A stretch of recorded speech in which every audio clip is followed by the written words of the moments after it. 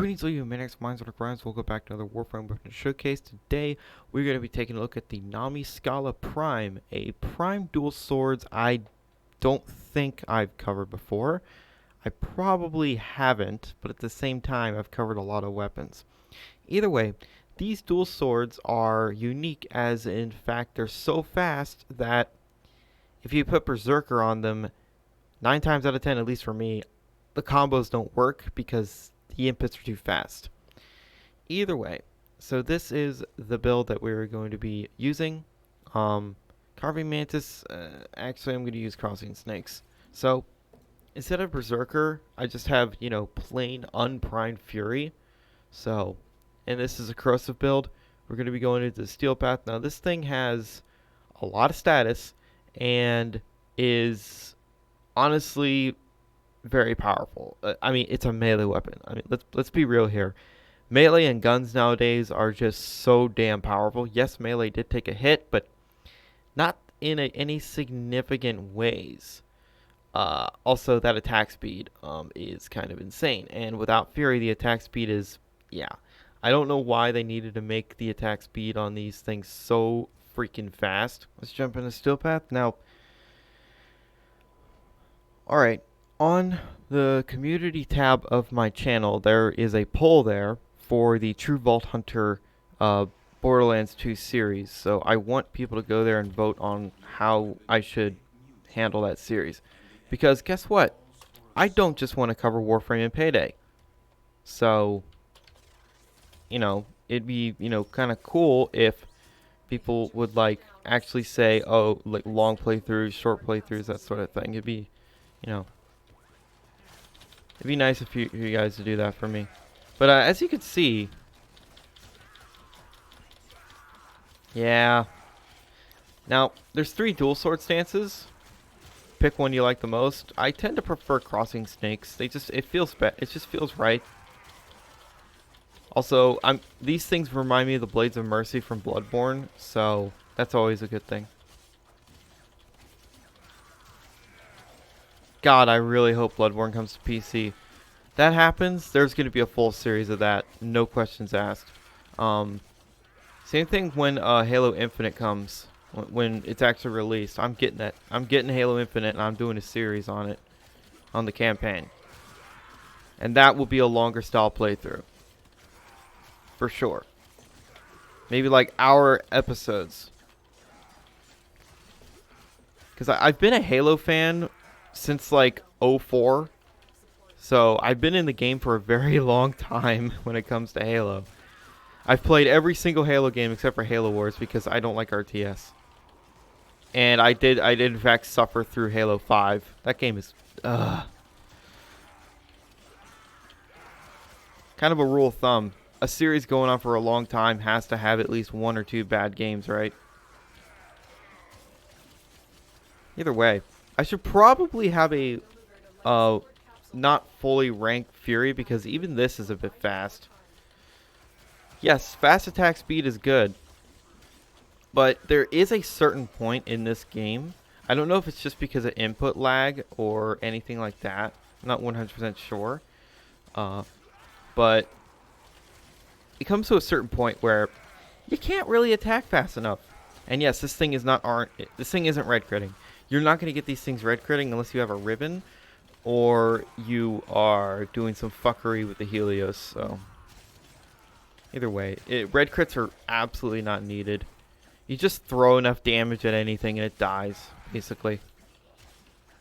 Red crits are just for show, really. I remember when blue crits were a thing.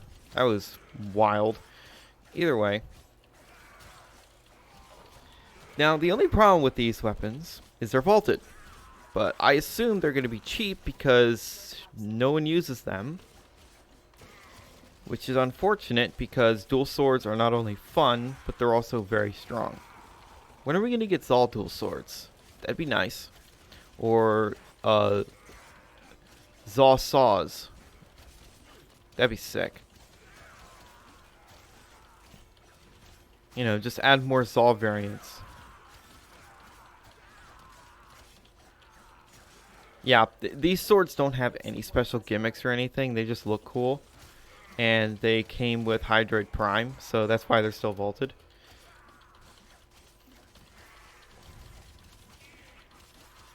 Luckily, I have an enormous amount of the Hydroid Prime relics to get these things. Not to get Hydroid Prime himself, I'm basically out of those. But when it comes to getting the Nami Skyla, yeah, I can get quite a few sets of these if I really tried. But I'm not going to do that, because they wouldn't sell for shit. Probably. Either way, I'm just, walking through butchering people. I know people are going to like the Prisma Dual Cleavers better. It really is just personal preference at the end of the day. Because melee is still melee. It's still very powerful. Again, yes, it took a hit. But does it really matter? Eh.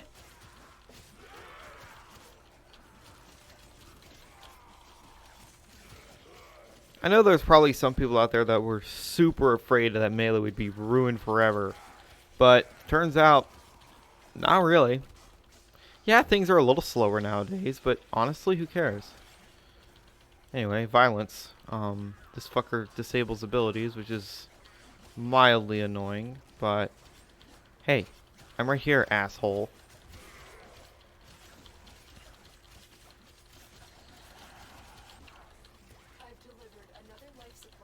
Shredded. Absolutely minced. Diced up like an onion.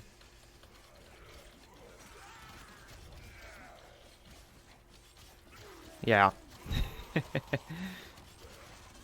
Dual swords are like rapiers to me. They're just so much fun. There's a lot of fun melee weapons in this game. I mean, well, there's a lot of melee weapons in general, right? There's like, what, 200 of them or something? I think I'm just gonna, leave. I don't need to take on another acolyte. You pretty sure you understand.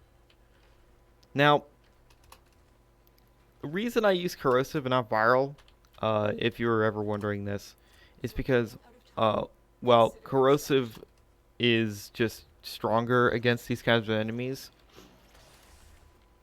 And, well, the real actual reason is that my Panzer is spreading viral around everywhere, so there'd be no point of me hitting an enemy with 10 stacks of viral when I have viral on the weapon. So it works into condition overload and works into their weaknesses and hits harder. At the end of the day, it doesn't really matter. Because these things are so slash forward. Oh, look, I got crossing snakes. It's a fairly common drop, I find. This rolling tiger is also cool. Again, there's 3 stances for dual swords. Try them all out and see which one you prefer the most. I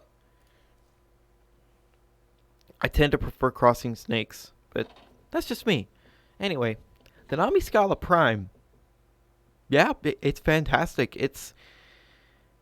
I don't know the ribbon disposition, but I want to say it's probably like a 4 or 5. Because this thing has been vaulted forever, and I never see it. The most common melee weapons I've been seeing some people use the Ghoul Saw, which is cool. But, there's like the Guandao Prime, there's the, like, the Plague Path Polearm, there's the Redeemer Prime, all those. But, this is a fun dual sword. It's really fast. It's actually a bit too fast. So, let me actually see how many of the... Yeah, I have a lot of the, yeah. Relic is in the Prime Vault, Prime Vault, Prime Vault, Vault, yeah. But I do, in fact, have quite a bit of these, so there is that. Anyway, overall, the Nami Skyla Prime is a super fast dual swords that shreds. Obviously, it's a melee weapon again that is slash forward. It's gonna do well. Either way, I would absolutely recommend it if you can get your hands on it.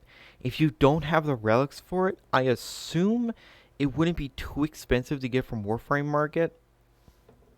But then again, I don't really check Warframe Market for all of these prices. I'm just sort of guesstimating, and it's just something that you would have to find out on your own. But I assume, because even though it is vaulted, I don't think many people use it, so it might actually be pretty cheap, or at the same time, it could be very expensive because it has been vaulted for a long time. But either way, I would absolutely recommend you use it and try it out if you can get your hands on it. This is a one forma build. I think I put a forma in the stance polarity, if I remember correctly. It's been so long. I wish you could check and not have to memorize where you put formas. That'd be a nice little touch. Anyway, it's a super fast, almost too fast dual swords, and it shreds because it's melee. Would recommend. It's also a lot of fun, and I think they also look pretty sick.